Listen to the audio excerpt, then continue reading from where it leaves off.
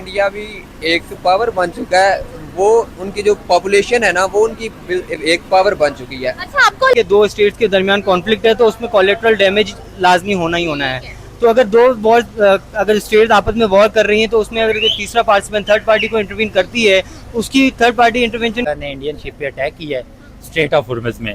उसमें 3 बंदे जो इंडिया के हैं वो डेड हो गए हैं, उनकी डेथ हो गई है।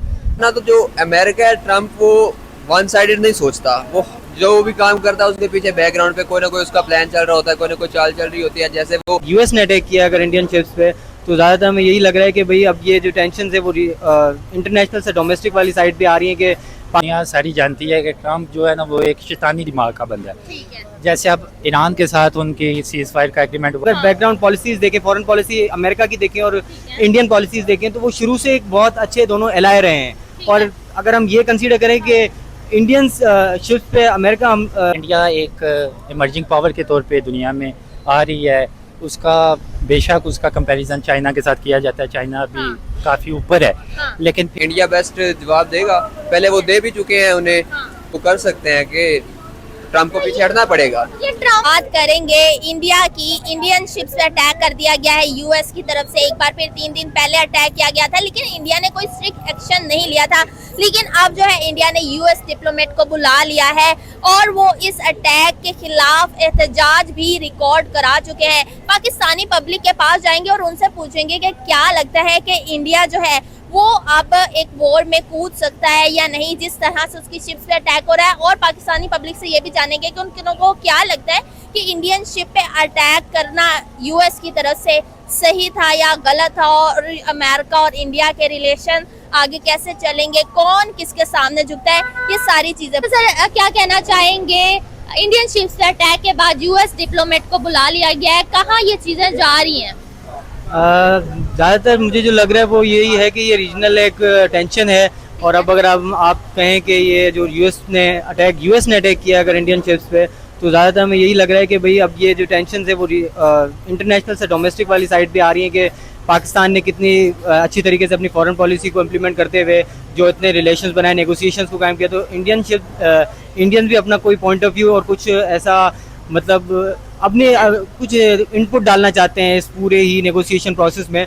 तो शायद उनकी ये कोई स्टेप भी हो सकता है कि जो शिप्स, क्योंकि ऑफिशियल हम कह सकें कि हम अगर बैकग्राउंड पॉलिसीज देखें, फॉरेन पॉलिसी अमेरिका की देखें और इंडियन पॉलिसीज देखें, तो वो शुरू से एक बहुत अच्छे दोनों एलाय रहे हैं। और अगर हम ये कंसीडर करें कि इंडियन शिप्स पे अमेरिका हमला कर रहा है, तो ये ज़्यादातर हमें रिलायबल न्यूज़ नहीं लगती। लेकिन हो सकता है कि भाई इंडियन पॉलिसीज़ में ये हो कि वो थोड़ी इंटरवीन कर सके इंटरनेशनल नेगोशिएशंस में, ताकि कुछ अपनी रीजनल कोई इंटरफेरेंस दिखा सके, कोई पॉलिसी वगैरह हो। इंडियन शिप से हमला ना भी हो, जब भी किसी और शिप पे भी हमला होता है तो उसमें इंडियन मलाह बहुत हलाक होते हैं, क्योंकि काफी शिप से इंडियंस होते हैं।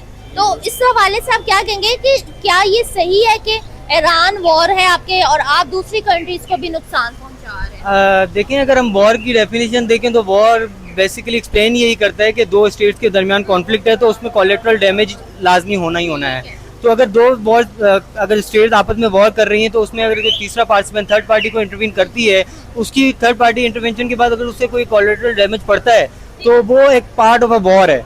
तो अगर वॉर सिचुएशन है तो उसमें अगर ऐसी कोई सिचुएशन आती है तो वो कोलेटरल डैमेज में कंसीडर। सर, आप क्या कहना चाहेंगे? इंडियन शिप्स पे अटैक हुआ है, चुप करके आपने खड़े होना है, चलो ठीक है।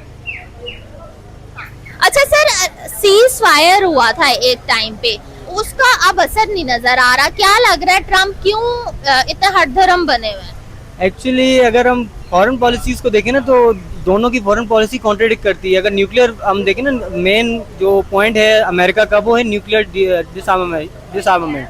न्यूक्लियर वो जो फैसिलिटीज़ हैं वो डिसआर्म करना चाहते हैं, उनका मेन मुद्दा ये है। और अगर हम ईरान की फॉरेन पॉलिसी की तरफ आएँ तो वो अपनी सिक्योरिटी स्टडीज़ के हिसाब से तो वो न्यूक्लियर अपनी जो डिसआर्मामेंट कर नहीं सकता। अगर वो कर देगा तो ये पूरा मिडिल ईस्ट जो है वो एक रीजनल डोमिनेंस में आ जाएगा अमेरिका की। तो इस वजह से दोनों की इन बात पे कॉन्ट्रडिक्शन। सर, आपको नहीं लगता कि अमेरिका जो न्यूक्लियर वेपन्स को डिसआर्म करने की पॉलिसी अपनाए हुए है, इसकी आड़ में वो और भी अपने पसंद के काम कर रहा है?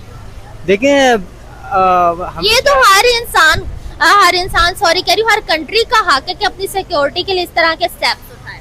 देखिए बैकवर्ड डिप्लोमेसी कहते ही इसी के हैं कि अपने जो हम सामने से कोई हम अपने इंटरेस्ट पूरे ना कर पाएं तो कुछ ऐसे इनिशिएटिव्स कुछ ऐसी पॉलिसीज डेवलप करें ताकि जो हमारे जो नॉन विजिबल इंटरेस्ट हैं जो कि नज़र नहीं आ रहे लेकिन वो हमारे हैं इंटरेस्ट नेशनल इंटरेस्ट हैं उनको पूरा किया जाए।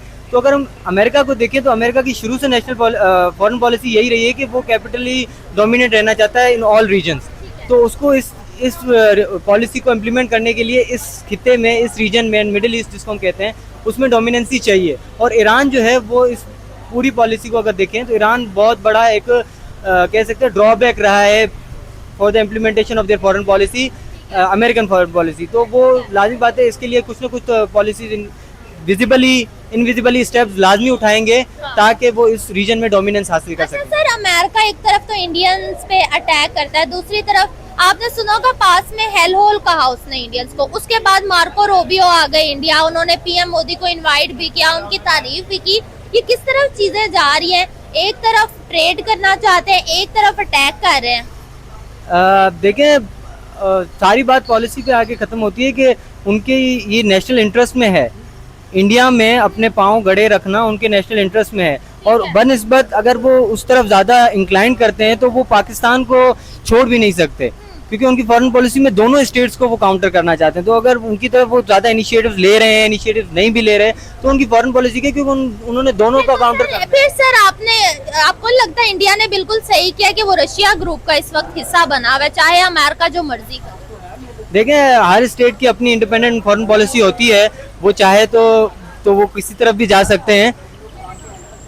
तो अगर वो रशिया की तरफ इंडिया रशिया की तरफ जाना चाहता है तो उसकी इंडिपेंडेंट फॉरेन पॉलिसी है वो। लेकिन फायदा तो किस लास्ट क्वेश्चन करना चाहूंगी, आपको जल्दी है मैं देख रही हूँ, तो लास्ट क्वेश्चन मैं कंक्लूड करना चाहूंगी कि किसी भी कंट्री को अगर रशिया और अमेरिका में से ताल्लुकात रखने पे देखा जाए तो फायदा रशिया के साथ ताल्लुकात पे ही हो रहा है। अमेरिका में जो ट्रम्प हैं उनके साथ ताल्लुकात पे किसी को फायदा नहीं हो रहा। जैसे यूरोपीय यूनियन को देखा है, आके वो मदर ऑफ ऑल डील्स करने इंडिया पहुंच गई थी, तो अमेरिका पे तो कोई नहीं ट्रस्ट कर पा रहा। देखें किसी भी स्टेट आप इंडिविजुअल की ले लें, हम हमेशा उस तरफ मूव करते हैं जिसकी तरफ पावर ज्यादा हो। और आज की दुनिया में जो कैपिटलिस्ट वर्ल्ड है उसमें जो कैपिटल है जो मनी है वही सबसे ज्यादा पावरफुल चीज है। और अगर इन कैपिटल हम देखें तो अमेरिका नो डाउट बाइपोलर से यूनिपोलर में दुनिया आने के बाद अमेरिका सुपर पावर है। इन कैपिटल खत्म नहीं हुआ। कहा जा रहा है कि वॉर के दौरान काफी इसके पैसे वो कह सकते हैं उनको मैंने आपको बताया कोलेटरल डैमेज है, उसमें पैसे भी जाया होते हैं, जाने भी जाती हैं, उससे उनकी कैपिटल को ज्यादा इफेक्ट नहीं पड़ रहा। वो उसी इस वॉर से वो कितना इन्वेस्ट कर रहे हैं। हमेशा वॉर गेम सबसे ज्यादा बेनिफिशियल होती है क्योंकि उसमें दोनों पार्टीज इन्वेस्ट करती हैं और बेनिफिट कमाती हैं।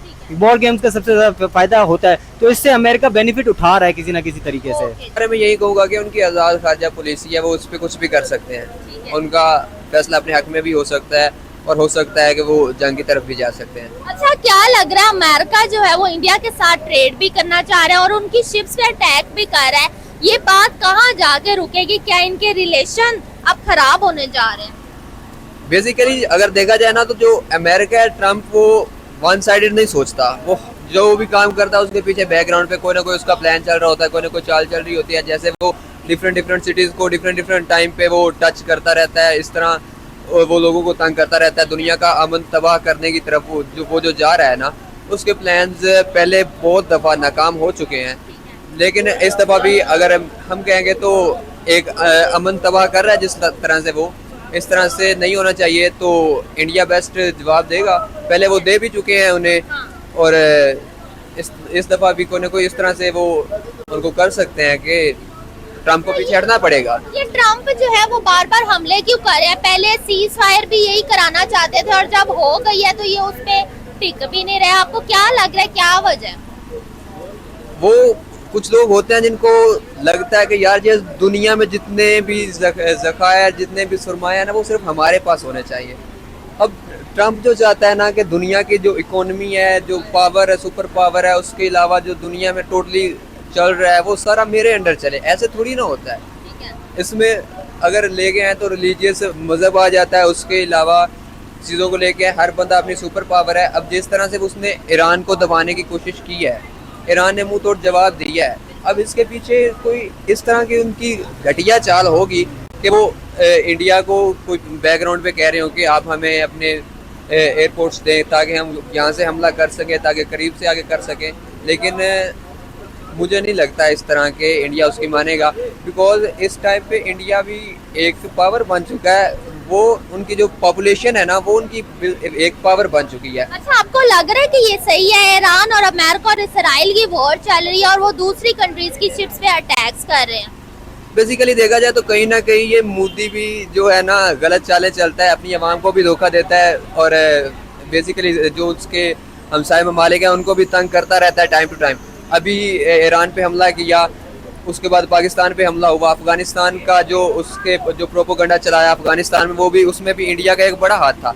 और उसके पीछे जो सारा उसको कंट्रोल करने वाला जो इसराइल था, इसराइल इंडिया को अपनी उंगली पे नचा रहा था और इसराइल को अमेरिका।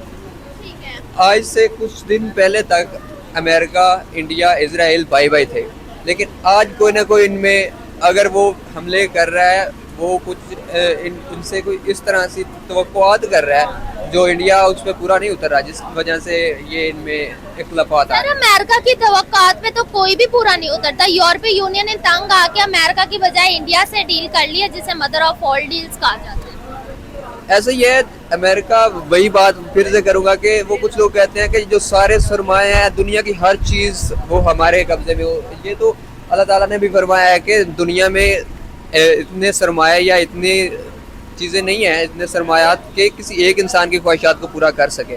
लेकिन इतनी चीज़ें ज़रूर मौजूद हैं कि पूरी दुनिया में जितने इंसान हैं उनकी ज़रूरियात पूरी कर सके। इंसान की लालच तो कभी खत्म नहीं होती। आप क्या कहेंगे कि इंडियन शिप्स पे जो अटैक हुआ है वो सही है या गलत है?